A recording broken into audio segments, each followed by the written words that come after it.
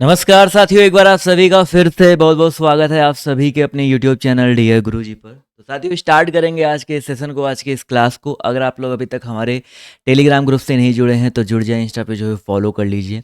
इसके अलावा साथियों आप सभी को पता है कि मेरी जो क्लासेस हैं ग्रेफी जो प्लेटफॉर्म है यहाँ पर भी चलती है।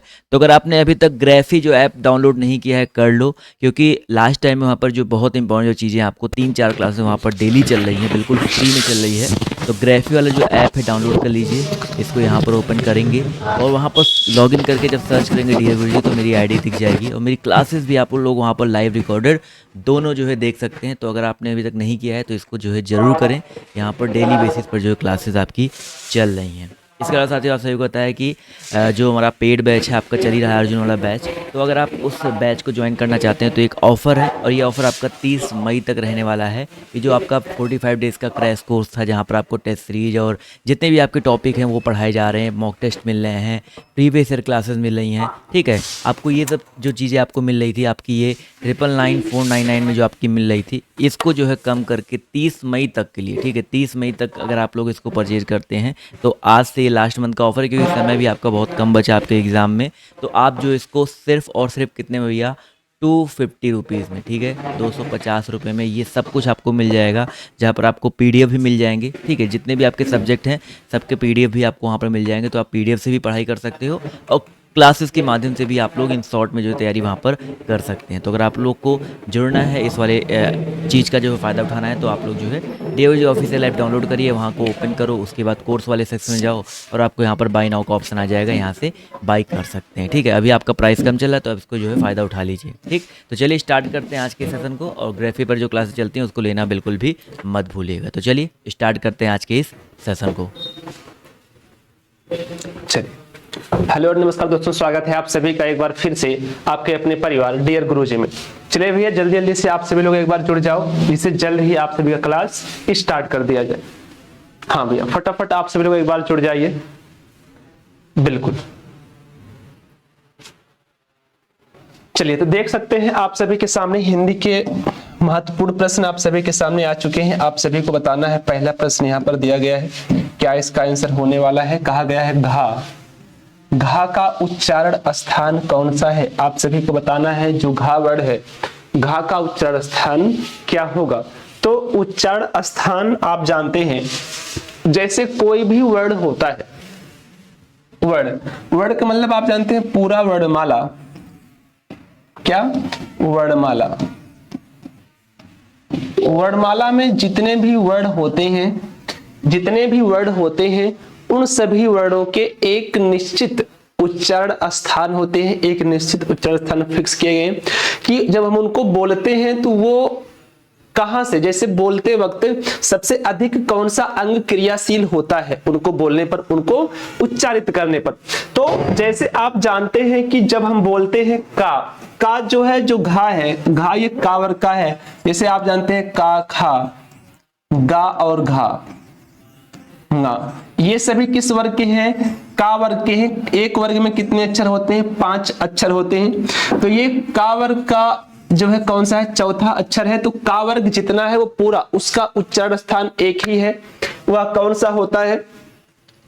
का से का वर्ग और का से बना कंठ, का से हुआ का वर्ग और का से बना कंठ। आप बोलो का, खा, गा, घा, कंठ से ही आपकी आवाज निकल कर आएगी। आप बोल के देखो का, खा, गा, घा, ना। तो आपको यह याद रखना है, ठीक है। इसका सूत्र होता है, कंठ के जितने भी वर्ड होते हैं इनको पता करने का सूत्र होता है, आप कह सकते हैं अकुह, अकुह विसर्जनिया, अकुह विसर्जनिया नाम कंठा। यानी कि आ से बनता है हरस और दीर्घ आ, कु से बनता है पूरा का वर्ग, यानी का से लेकर ना तक। विसर्जनिया, विसर्जनिया से बनता है विसर्ग। क्या होगा, यहां पे देखो अभी हा बच गया है, तो पहले आप क्या लिख लो, हा वर्ड को लिख लो। हा वर्ड के बाद क्या लिख दो, विसर्ग। विसर्ग का मतलब होता है आहा। इतने सारे वर्णमाला के ये सारे के सारे कहां से, इनका उच्चारण स्थान है कंठ से। इनका उच्चारण स्थान कहां से है डियर? कंठ से है। तो याद रखेंगे जो घ वर्ड है इसका उच्चारण स्थान क्या है? कंठ होगा। जितने लोग ऑप्शन नंबर बी आंसर कर पा रहे हैं उन सभी का पूर्ण रूप से सही हो जाएगा। ठीक है, आगे बढ़ते हैं। नेक्स्ट फटाफट आंसर करते रहेंगे। बताना है निम्न में से कंठ वर्ड कौन सा है। मैंने अभी कंठ वर्ड सारे बता दिए हैं, अब आप उसमें से छांट सकते हैं। मैंने देखो अभी बताया कि ह्रस्व और दीर्घ आ जो है क्या है? कंठ वर्ड है, आपको याद रखना है। ह्रस्व और आ दोनों क्या है? ह्रस्व और दीर्घ आ दोनों कंठ वर्ग हैं। ये जो ह्रस्व ई और दीर्घ ई है इनके लिए भी एक सूत्र होता है इचु यसानाम। इचु यसानाम तालु। क्या होता है? इचु यसानाम तालु होता है। तो आपको याद रखना है कि ई से बना ई और ह्रस्व और दीर्घ ई, चू से बना पूरा चा वर्ग, या से बना या, और सा से बना ये जिसे आप बड़ा सा कहते हो, और तालु का मतलब होता है, तालु का मतलब होता है तालव्य। उनका उच्चारण स्थान क्या होता है? तालव्य। यानी ये दोनों कौन सी ध्वनियां हैं? तालव्य ध्वनियां हैं। तालु से कौन कौन सा उच्चारण स्थान? तालु उच्चारण स्थान किसका किसका है? तो ह्रस्व और दीर्घ ई का है, चा वर्ग का है, या का है, और इस सा का है। क्या होता है? तालव्य होता है। आप सभी को याद रखना है। ठीक है, चलो अगला देखो। नेक्स्ट क्या कहा गया? कहा गया निम्नलिखित में से कौन सा शब्द द्रव्यवाचक संज्ञा है। आपको बताना है निम्नलिखित में से कौन सा शब्द द्रव्यवाचक संज्ञा है। सबसे पहली बात तो ये कि संज्ञा आप जानते हैं, द्रव्यवाचक संज्ञा के बारे में जब बात किया जाए तो द्रव्यवाचक संज्ञा किसे कहते हैं, सबसे पहले आप ये समझ लो। तो देखो द्रव्यवाचक संज्ञा जो होते हैं, द्रव्यवाचक संज्ञा हम कह सकते हैं कि ऐसे संज्ञा या ऐसे शब्द जिनको हम क्या करें? माप तौल सकें या मापा तौला जा सके। ऐसे संज्ञा या ऐसे शब्द जिनको हम क्या करें? जिनको हम माप तौल सकें, जिनको माप तौल सकें, माप तौल सकें, उन्हें हम क्या कहते हैं? द्रव्यवाचक संज्ञा कहते हैं। जैसे द्रव्यवाचक में आप लोग जानते हैं मापने तौलने में। आप बताओ खटाई, खटाई हो गया, मिठाई हो गया, ठंड हो गया। खटाई, मिठाई और ठंड। तो आप लोग जानते हैं यहां पर अगर हम बात करें तो क्या हो जाएगा? दूध, दूध हुआ, पानी हुआ, तेल हुआ, घी हुआ। क्या हुआ डियर? दूध, पानी, तेल, घी, तेजाब, सोना,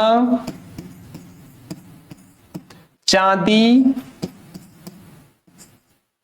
सोना हुआ, चांदी हुआ, सोना के बाद चांदी, चांदी के बाद पीतल, लोहा, पीतल हुआ, लोहा हुआ, कपड़ा हुआ। ये सारे के सारे आप जानते हैं, इनको हम क्या कर सकते हैं? माप तौल सकते हैं। इसलिए आपको पता है ऑप्शन नंबर सी जितने लोग आंसर कर रहे हैं उन सभी का एकदम सही हो जाएगा।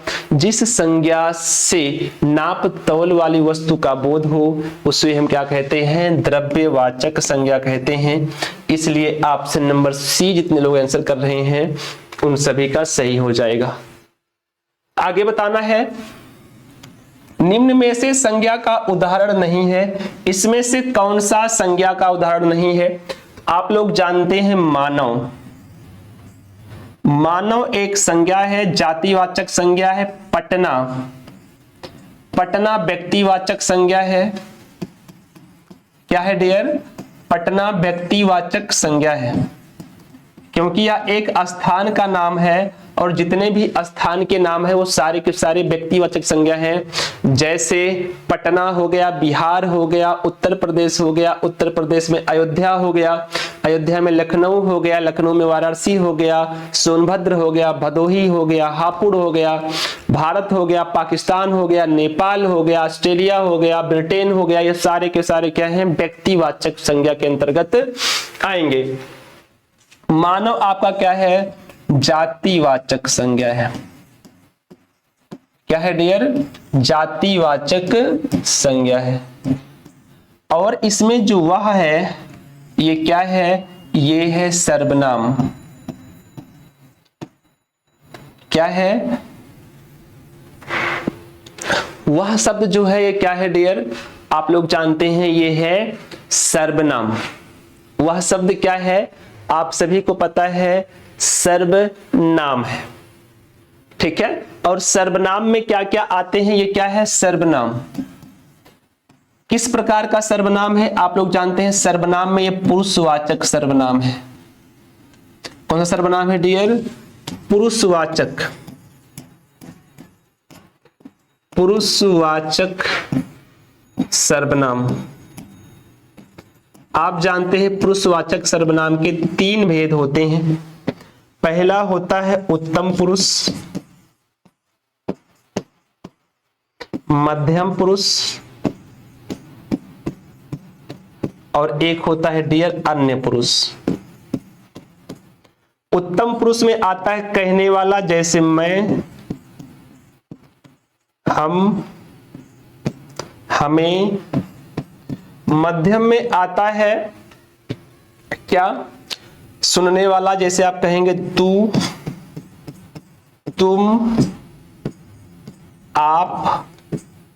अन्य पुरुष में आएगा जिसके बारे में हम लोग बात कर रहे हैं, जैसे वह, यह, ये, वे और वो। तो देखो वह शब्द आया है अन्य पुरुष में, पुरुषवाचक सर्वनाम में। एक ये क्या है, सर्वनाम है। तो जितने लोग सर्वनाम ऑप्शन नंबर बी आंसर कर रहे हैं उन सभी का एकदम से सही हो जाएगा। कौन सा डियर, ऑप्शन नंबर बी जितने लोग आंसर कर पा रहे हैं उन सभी का एकदम सही है। क्लियर है, चलो।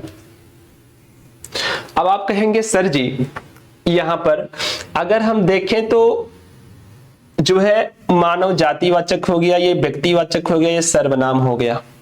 तो आप बताओ मुझे सुंदरी कौन सा संज्ञा है, कमेंट बॉक्स में छाप दीजिए। आचार्य का पुल्लिंग शब्द होता है, आचार्य का पुल्लिंग आप जानते हैं आचार्य एक स्त्रीलिंग शब्द है और आचार्य का पुल्लिंग शब्द क्या होता है, आचार्य। क्या होगा, आचार्य का पुल्लिंग शब्द क्या होगा, आचार्य होगा, याद रखेंगे। ठीक है, हाँ। निम्न में से कौन सा शब्द बिल्ली शब्द का पुल्लिंग है, बिल्ली शब्द का पुल्लिंग है, बिल्ला, बिलाव, बिलाब, बिलौटा। जल्दी बताएंगे कौन सा आंसर सही होगा। चलो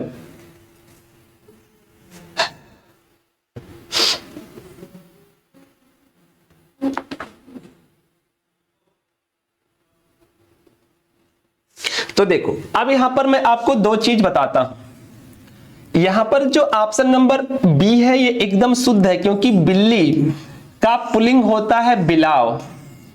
ऐसा आप लोग जानते हैं कौन सा आयोग कहता है, ऐसा आयोग कहता है यूपीपी, यूपीपी आरपीबी। कौन कहता है, यूपीपी आरपीबी। आप लोग जानते हैं इसलिए क्योंकि आयोग इसलिए मानता है, इसलिए कह रहा हूं क्योंकि यह जो क्वेश्चन है ये अभी हाल ही में जो यूपीएसआई 2019 हुआ था इसमें यह क्वेश्चन आया हुआ था और इसमें आयोग ने यही मान रखा है। कुछ लोग बिल्ला मानते हैं तो बिल्ला पूर्ण रूप से सही नहीं है, बिलाव पूर्ण रूप से सही है। इसलिए ऑप्शन नंबर बी जितने लोग आंसर कर रहे हैं उन सभी का एकदम सही हो जाएगा। ठीक है भैया, हाँ ऑप्शन नंबर बी। कहानी शब्द का बहुवचन क्या है? तो आप लोग जानते हैं कहानी शब्द का बहुवचन होता है कहानियां। ऑप्शन नंबर बी, कहानी शब्द का बहुवचन क्या होता है डियर? कहानी शब्द का बहुवचन होता है कहानियां। ठीक है, हाँ। चलो आगे देखा जाए। वचन बदलिए। वचन, भाला। आपको पता है दो ही वचन तो है।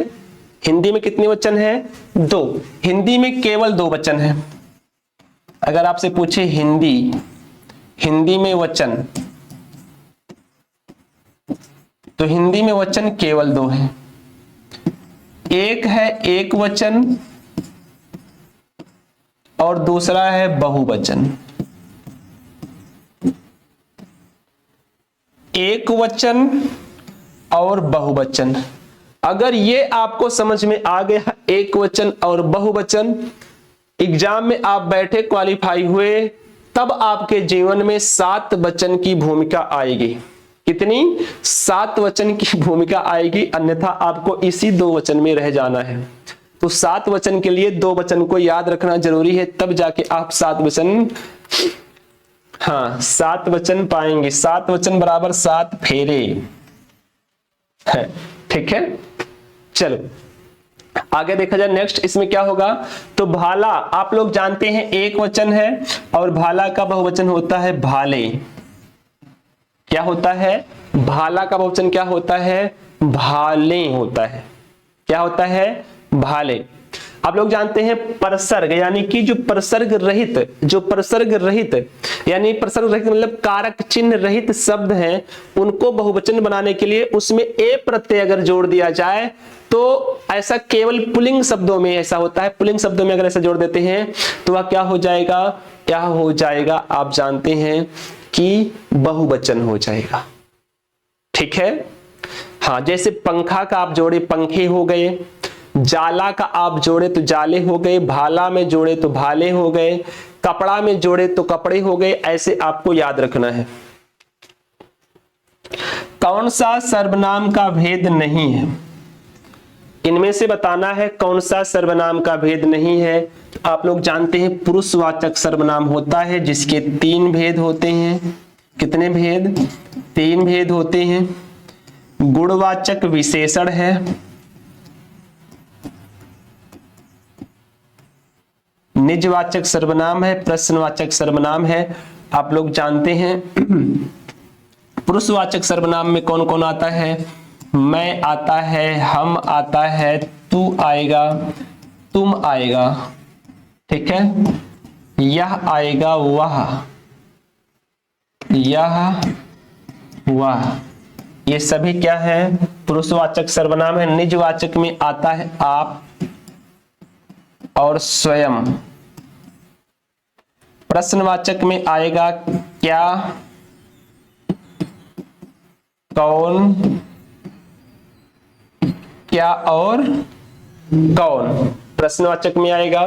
तो ये क्या है? ऑप्शन नंबर बी क्या है? गुणवाचक विशेषण है। ये विशेषण का भेद है।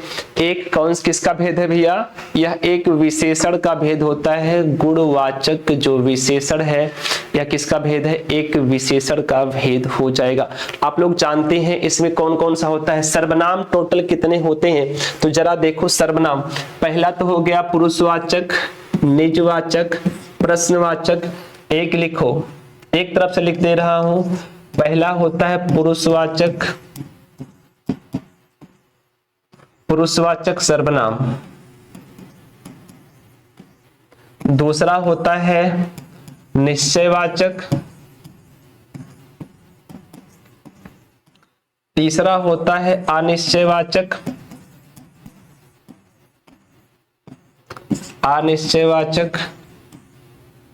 चौथा होता है निजवाचक।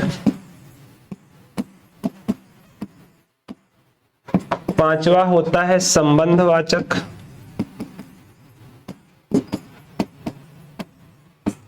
और छठा होता है प्रश्नवाचक। क्या होता है? प्रश्नवाचक होता है। तो पुरुषवाचक, निजवाचक, पुरुषवाचक, निश्चयवाचक, अनिश्चयवाचक, निजवाचक, संबंधवाचक और प्रश्नवाचक। कितने सर्वनाम होते हैं? सर्वनाम टोटल होते हैं 6। सभी को याद रख लो। अगला नेक्स्ट देख लो, नेक्स्ट क्या होगा आगे देखो। आंसर हुआ इसमें, हाँ जी, ऑप्शन नंबर बी। निम्नलिखित में से कौन सा शब्द सर्वनाम नहीं है? इनमें से बताओ कौन सा शब्द सर्वनाम नहीं है? कोई, कौन, उसने और 10 गुना, इसमें से कौन सा सर्वनाम नहीं है? ठीक है, चलो। तो आप सभी लोग जानते हैं कौन प्रश्नवाचक है। कौन सा है? प्रश्नवाचक सर्वनाम है। ठीक। उसने, यह भी आप जानते हैं ने आया है, तो यहां पर क्या है? यह भी सर्वनाम है, संबंधवाचक में इसका हम प्रयोग कर सकते हैं। कोई, अब आप देखो, कोई जैसे कहा गया दरवाजे पर कोई आया है, तो ये क्या है? कोई आया है।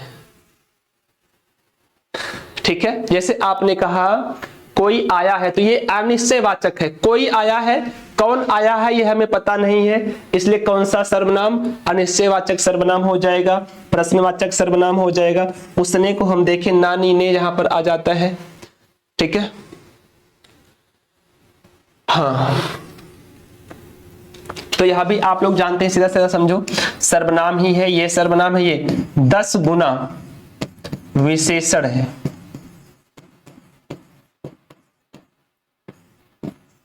क्या है? 10 गुना क्या है? आप लोग जानते हैं विशेषण है। विशेषण है, कैसा विशेषण है? संख्यावाचक है। कैसा है? संख्यावाचक विशेषण है, और संख्यावाचक में 10 गुना है। पहली बात तो संख्यावाचक, दूसरी बात क्या है? निश्चित संख्यावाचक विशेषण के अंतर्गत ये आएगा। इसके अंतर्गत संख्यावाचक, और दूसरी बात निश्चित संख्यावाचक।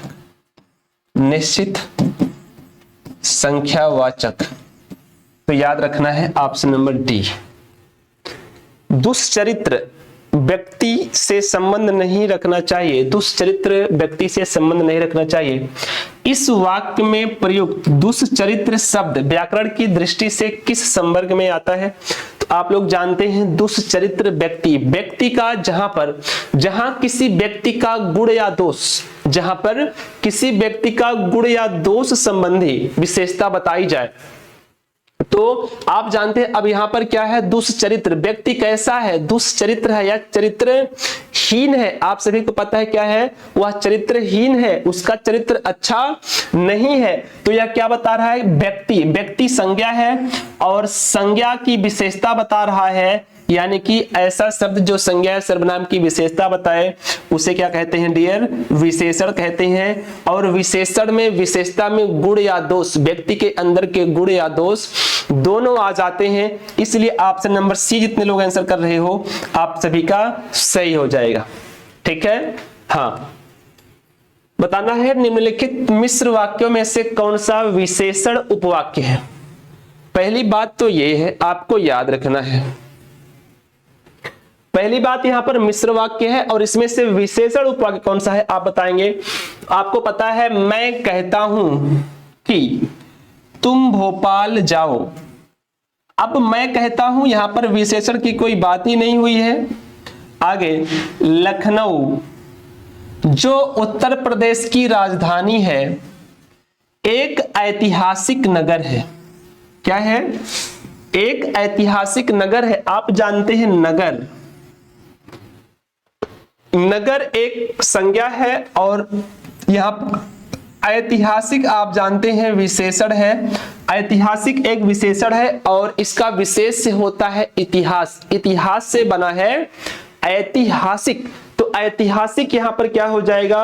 विशेषण हो जाएगा। आप लोगों को याद रखना है ऑप्शन नंबर बी, जितने लोग आंसर कर रहे हैं उन सभी का एकदम सही हो जाएगा। ठीक है, हाँ, 16 नंबर का बी, जितने लोग आंसर कर रहे हैं उन सभी का एकदम सही है। ठीक है,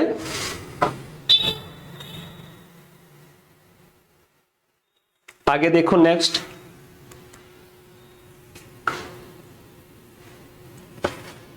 बताना है निम्नलिखित वाक्यों में से संबंध कारक वाले वाक्य को पहचानिए। संबंध कारक वाले वाक्य को पहचानना है। संबंध कारक, संबंध कारक का मतलब क्या होता है? संबंध कारक में क्या आता है? संबंध कारक, ध्यान दो, संबंध कारक विभक्ति होता है का की के, अधिकतर यही आता है, या तो आता है नानी ने, या तो आता है रारी रे। तो इसका प्रयोग बहुत कम होता है, नाम मात्र होता है, इसका प्रयोग ज्यादा होता है।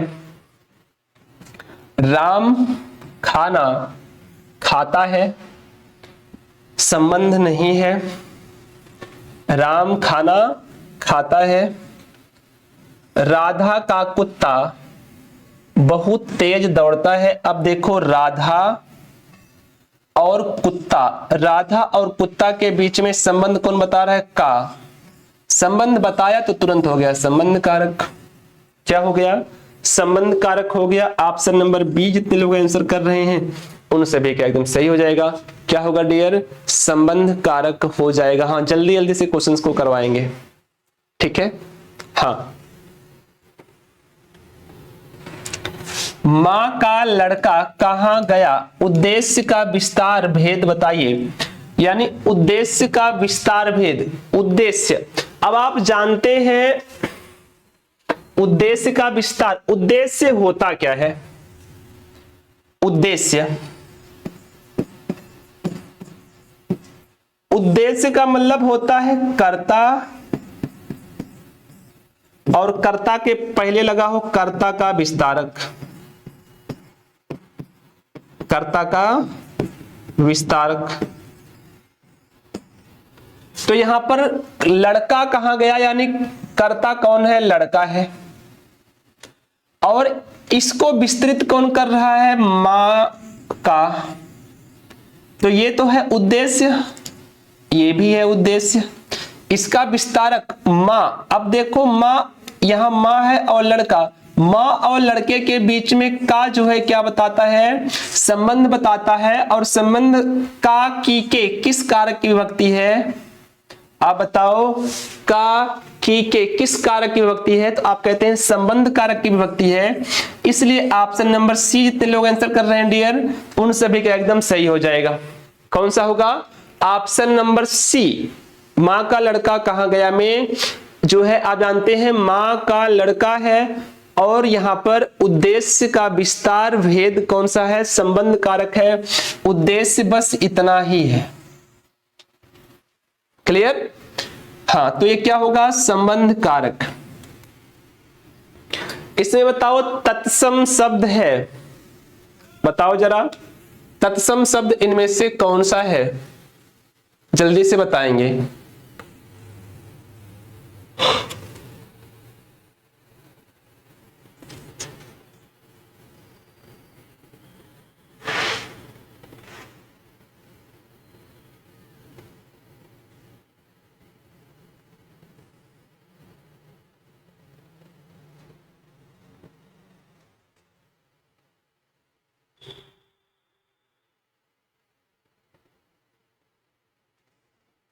चलो, तो अब इस पूरे बात को समझेंगे। क्वेश्चंस आया है आपके पास, क्वेश्चन थोड़ा सा बढ़िया है, लॉजिकल है।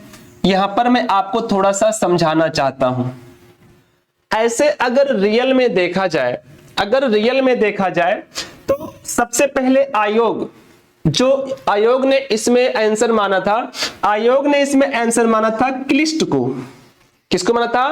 क्लिष्ट को माना था। लेकिन जब इस पे बहुत ज्यादा ऑब्जेक्शन हो गए, इसलिए ऑब्जेक्शन हुए क्योंकि क्लिष्ट क्या है? अशुद्ध लिखा गया है। कैसे लिखा गया है? ये अशुद्ध लिखा गया। अगर ये शुद्ध होता तो ये 100% तत्सम होता। इसका शुद्ध रूप क्या है? इसका क्लिष्ट का शुद्ध रूप क्या है जरा बताओ? इसका शुद्ध रूप है क्लिष्ट होता है, क्लिष्ट नहीं। क्या होता है डियर? क्लिष्ट होता है।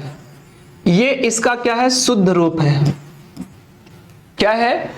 क्लिष्ट होता है, क्लिष्ट नहीं होता है, तो सॉरी क्या होता है, क्लिष्ट होता है। अगर क्लिष्ट होता तो सही होता, क्लिष्ट है इसलिए पहला गलत है। अब मजबूत को छोड़ो, अब यहां पर आंसर, जब दोबारा आंसर आया ऑब्जेक्शन वाला, तो कठोर और कठिन इन दोनों को, बी और सी दोनों को इसने क्या मान लिया, तत्सम मान लिया। इन दोनों को क्या मान लिया, तत्सम मान लिया।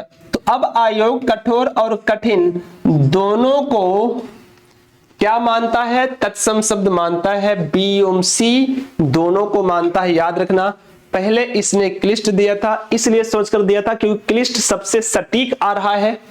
सटीक है लेकिन ये अशुद्ध लिखा गया है, अगर शुद्ध होता तो 100% सत्य होता। इसको हटाने के बाद आयोग के ऊपर बहुत ज्यादा प्रेशर पड़ा, तो उसने कठोर और कठिन को माना, क्योंकि यह शब्द ही अशुद्ध लिखा गया। अगर शुद्ध होता तो यही सही होता। ठीक है, क्योंकि कभी कभी ऑप्शन हमारे एक जैसे हो जाते हैं, लेकिन उसमें सबसे सटीक आंसर कौन सा बैठ रहा है ये हमें ध्यान देना होता है। तो इसलिए आप लोग याद रखेंगे बी और सी दोनों। कहा गया निम्न शब्दों में से कौन सा शब्द तत्सम नहीं है, बताना है। निम्न शब्दों में से कौन सा शब्द तत्सम नहीं है, जल्दी से बताओ। अब इनमें से बताओ कौन सा तत्सम नहीं है। तो तत्सम नहीं है के बारे में बात करें तो मृतिका, विकार और कपाट। कपूर नहीं है क्योंकि कपूर का तत्सम शब्द होता है कर्पूर। इसका तत्सम क्या होगा डियर, कर्पूर होता है। क्या होता है, कर्पूर होता है। ठीक है, हाँ।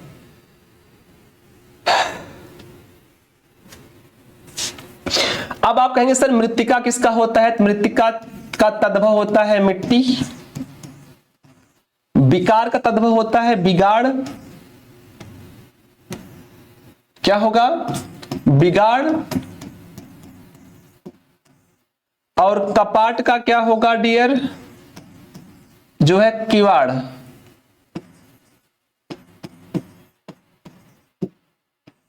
कपाट का क्या होगा, किवाड़ होगा। कपाट का किवाड़, विकार का बिगाड़, मृतिका का मिट्टी, ये इसके क्या है, तद्भव है। ये सारे तत्सम है और ये तत्सम है, ये इसका तद्भव है, याद रखेंगे।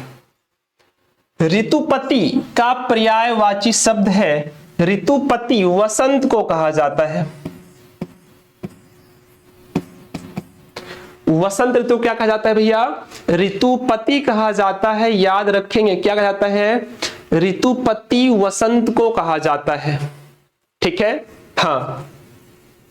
इसे ऋतुराज कहा जाता है, मधुमास कहा जाता है। अच्छा जी, दो आंसर दे दिए गए हैं। ऋतुराज को ही मधुमास भी कहते हैं और इसे वसंत भी कहते हैं और इसे क्या कहते हैं, ऋतुराज भी कहते हैं। इसे क्या कहते हैं डियर, ध्यान दीजिएगा, ऋतुराज भी कहते हैं। क्या कहते हैं, ऋतुराज भी कहते हैं। तो आप सभी को याद रखना, इसे कुसुमाकर भी कहते हैं, इसे मधुऋतु भी कहते हैं। क्या कहते हैं, कुसुमाकर। इसे मधु ऋतु भी कहते हैं। क्या कहते हैं, मधु ऋतु भी कहते हैं। तो याद रखना, ऋतुराज, कुसुमाकर, मधु ऋतु, मधुमास, बसंत, यानी बी, सी और डी दोनों सही है। सी और डी डियर दोनों सही हो जाएंगे। याद रखें, गलती बिल्कुल नहीं करेंगे। ऐसे प्रश्न आपको बस देखना है, समझना है कि हम गलती कहां कर सकते हैं और गलती कहां कर रहे हैं, किस प्रकार की गलती हम कर रहे हैं, आप सभी को याद रखना है। ठीक है, हाँ। कहा गया निम्नलिखित में से कौन सा शब्द कमल का पर्यायवाची नहीं है। तो कमल का पर्यायवाची नहीं है वारिद। किसका नहीं है, वारिद। क्योंकि नीरज, उत्पल और अरविंद, नीरज, उत्पल, अरविंद, पंकज, नीरज, क्या होगा, नीरज, ये सारे के सारे, अच्छा नीरज दिया ही गया, नीरज, ये सारे के सारे क्या है, कमल के पर्यायवाची शब्द हैं। वारिद नहीं है, क्योंकि वारिद का अर्थ होता है बादल। वारिद किसका है डियर, बादल का है। आप सभी को याद रखना है, वारिद किसका है, बादल का है। क्लियर है? हाँ,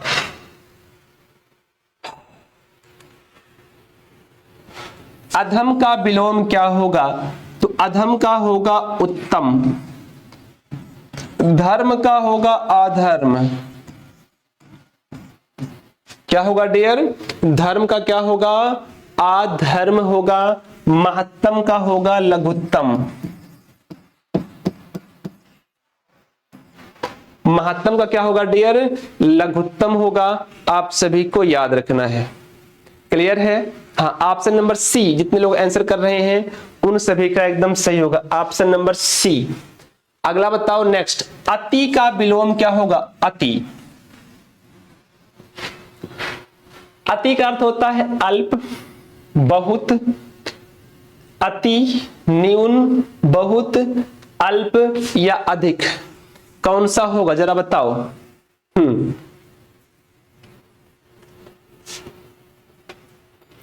तो जानते हैं अधिक, न्यून किसका होगा, अधिक।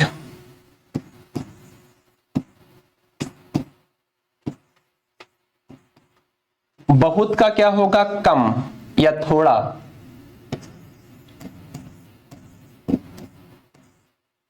अधिक का होगा न्यून।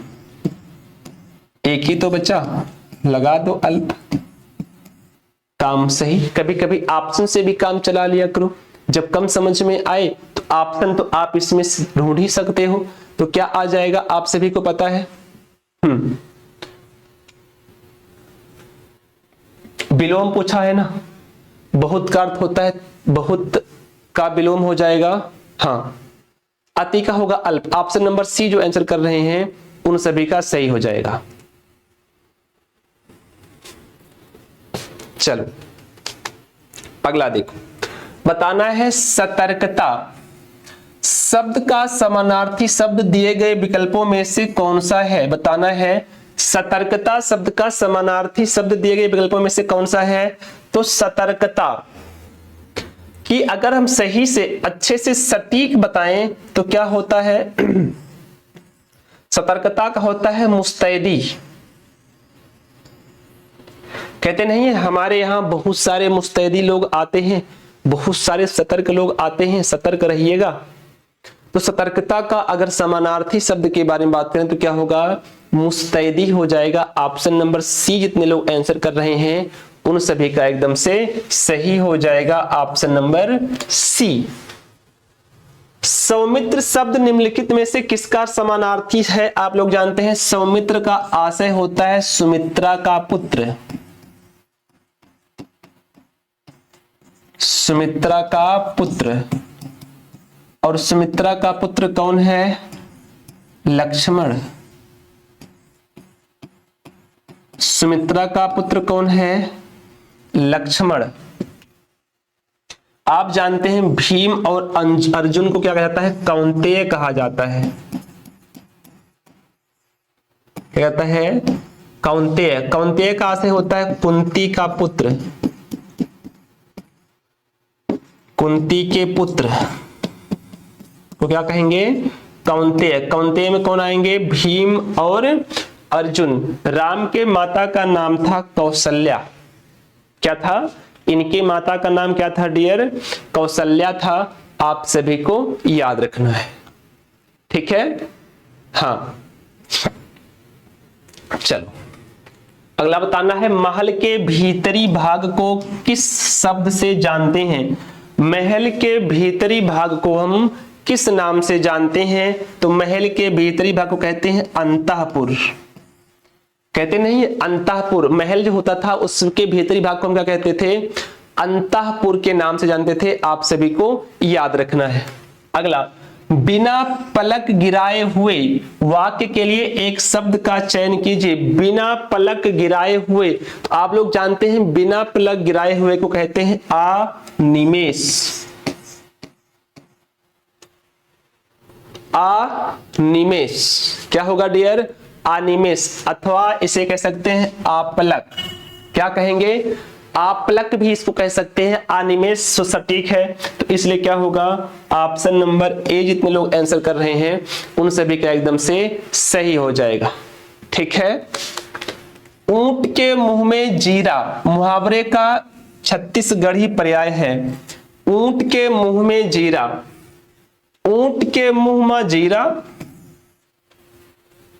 ऊंट परांग, हाथी के पेट में सुहारी, समुद्र में एक बूंद, इनमें से कोई नहीं। आप लोग जानते हैं, हम कहेंगे कि ऊंट के मुंह में जीरा यानी किसी बड़ी वस्तु जो है, कोई बड़ी सी वस्तु है या कोई जो है मान लो बड़ा सा, बड़ी सी वस्तु है, उसमें कोई छोटी सी चीज डाल दो तो ऊंट के मुंह में जीरा के बराबर होगा। तो समुद्र में एक बूंद कोई मतलब नहीं, कहते नहीं है समुद्र से एक बूंद निकालो कोई प्रभाव नहीं पड़ने वाला है, तो समुद्र में एक बूंद जो है वो ऊंट के मुंह में जीरा के बराबर है। ठीक है, तो आपको याद रखना है ऑप्शन नंबर डी। वैसे यहां पर छत्तीसगढ़ी पूछा गया है, सही है, नहीं तो यहां पर यह भी सही होता क्योंकि हाथी के पेट में सुहारी, तो सही होता। जब कहा जाता है हाथी के पेट में एक सुहारी, सुहारी का मतलब होता है पूरी, जो आप आजकल बहुत ज्यादा खाते हैं न्योता में। सुहारी का मतलब होता है पूरी, और पूरी का मतलब होता है छोटा छोटा, जो आप जानते होंगे जिसका तत्सम शब्द होता है पुपालिका। तो अगर कहा जाता हाथी के पेट में एक सुहारी तब सही हो जाता, लेकिन सुहारी कहा गया है, सुहारी हो सकता है ढेर सारा खा ले तो हाथी का पेट भर सकता है, लेकिन समुद्र में एक बूंद से कोई प्रभाव नहीं पड़ेगा, इसलिए एकदम सटीक होगा ऑप्शन नंबर डी। आज का अंतिम प्रश्न है, आडंबर बहुत किंतु वास्तविकता कुछ नहीं के लिए सही लोकोक्ति है। आडंबर बहुत किंतु वास्तविकता कुछ भी नहीं। तो आपको पता है आडंबर बहुत का मतलब होता है आंख का अंधा नाम नयन सुख नहीं। आंख का अंधा नाम का नयन सुख नहीं, कार्य के विपरीत हो जाएगा ये। ऊंची दुकान फीका पकवान, ये सही है, यानी ऊंची दुकान का मतलब आडंबर बहुत और वास्तविकता कुछ नहीं, और फीका पकवान, ऊंची दुकान और फीका पकवान, आडंबर बहुत कुछ और वास्तविकता कुछ नहीं। ऑप्शन नंबर बी सही हो जाएगा। जितने लोग आंसर दे रहे हैं उनका सही है। खोदा पहाड़ निकली चुहिया, कार्य बहुत बड़ा किए परिणाम छोटा सा आ गया। तो ये आपको याद रखना है, ऑप्शन नंबर बी जितने लोग आंसर कर रहे हैं उन सभी का एकदम सही होगा। तो ठीक है डियर, आज की क्लास को यहीं तक रखते हैं, मिलते हैं आपको हम अगले नेक्स्ट क्लास में। तो आप सभी का इस क्लास में जुड़ने के लिए बहुत बहुत धन्यवाद। वंदे मातरम डियर।